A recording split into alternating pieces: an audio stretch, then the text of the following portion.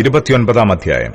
പിന്നെ ദാവീദ് രാജാവ് സർവ്വസഭയോടും പറഞ്ഞത്, ദൈവം തന്നെ തിരഞ്ഞെടുത്തിരിക്കുന്ന എന്റെ മകൻ ശലോമോൻ ചെറുപ്പവും ഇളം പ്രായവുമുള്ളവൻ, പ്രവൃത്തി വലിയതുമാകുന്നു. മന്ദിരം മനുഷ്യനല്ല, യഹോവയായ ദൈവത്തിനത്രേ.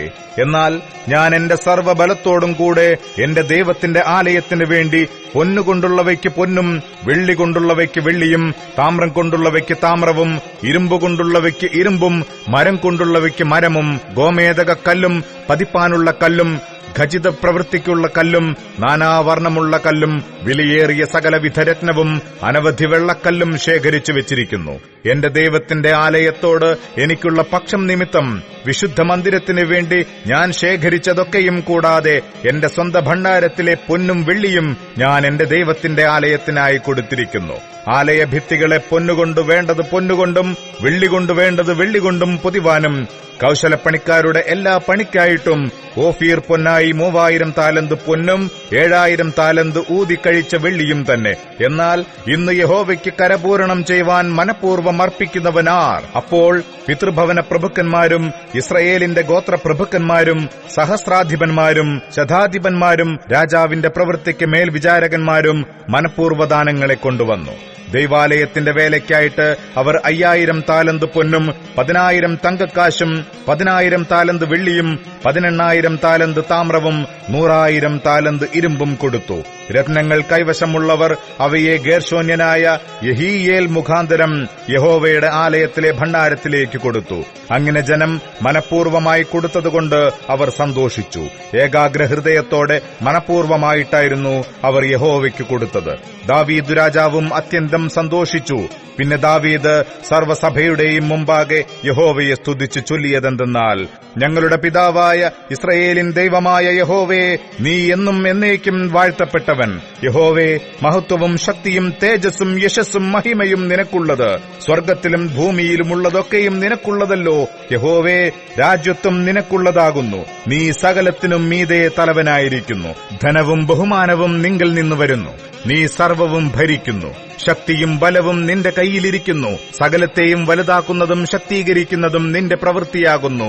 ആകയാൽ ഞങ്ങളുടെ ദൈവമേ, ഞങ്ങൾ നിനക്ക് സ്തോത്രം ചെയ്ത് നിന്റെ മഹത്വമുള്ള നാമത്തെ സ്തുതിക്കുന്നു. എന്നാൽ ഞങ്ങൾ ഇങ്ങനെ ഇത്ര മനഃപൂർവ്വമായി ദാനം ചെയ്യേണ്ടതിന് പ്രാപ്തരാകുവാൻ ഞാനാർ? എന്റെ ജനവും എന്തുള്ളൂ? സകലവും നിങ്കിൽ നിന്നല്ലോ വരുന്നത്.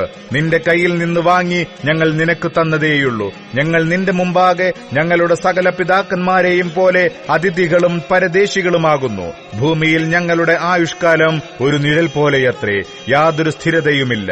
ഞങ്ങളുടെ ദൈവമായ യഹോവേ, നിന്റെ വിശുദ്ധനാമത്തിനായി നിനക്കൊരു ആലയം പണിവാൻ ഞങ്ങൾ ശേഖരിച്ചിട്ടുള്ള ഈ സംഗ്രഹമെല്ലാം നിന്റെ കയ്യിൽ നിന്നുള്ളത്. സകലവും നിനക്കുള്ളതാകുന്നു. എന്റെ ദൈവമേ, നീ ഹൃദയത്തെ ശോധന ചെയ്ത് പരമാർത്ഥതയിൽ പ്രസാദിക്കുന്നു എന്ന് ഞാൻ അറിയുന്നു.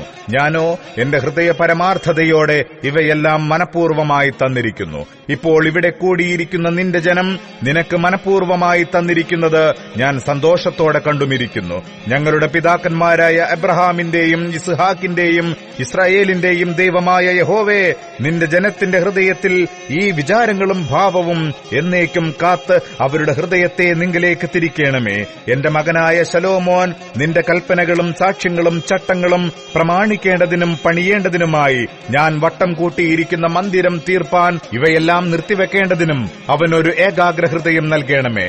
പിന്നെ ദാവീദ് സർവ്വസഭയോടും, ഇപ്പോൾ നിങ്ങളുടെ ദൈവമായ യഹോവയെ വാഴ്ത്തുവിൻ എന്ന് പറഞ്ഞു. അങ്ങനെ സഭ മുഴുവനും തങ്ങളുടെ പിതാക്കന്മാരുടെ ദൈവമായ യഹോവയെ വാഴ്ത്തി യഹോവയെയും രാജാവിനെയും വണങ്ങി നമസ്കരിച്ചു. പിന്നെ അവർ യഹോവയ്ക്ക് ഹനനയാഗങ്ങളെ അർപ്പിച്ചു. പിറ്റന്നാൾ യഹോവയ്ക്ക് ഹോമയാഗമായി 1000 കാളയെയും 1000 ആട്ടുകൊറ്റനെയും 1000 കുഞ്ഞാടിനെയും അവയുടെ പാനീയയാഗങ്ങളെയും എല്ലാ ഇസ്രയേലിനും വേണ്ടി അനവധി ഹനനയാഗങ്ങളെയും കഴിച്ചു.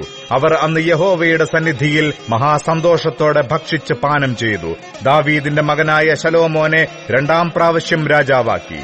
അവനെ യഹോവയ്ക്ക് പ്രഭുവായിട്ടും സദോക്കിനെ പുരോഹിതനായിട്ടും അഭിഷേകം ചെയ്തു.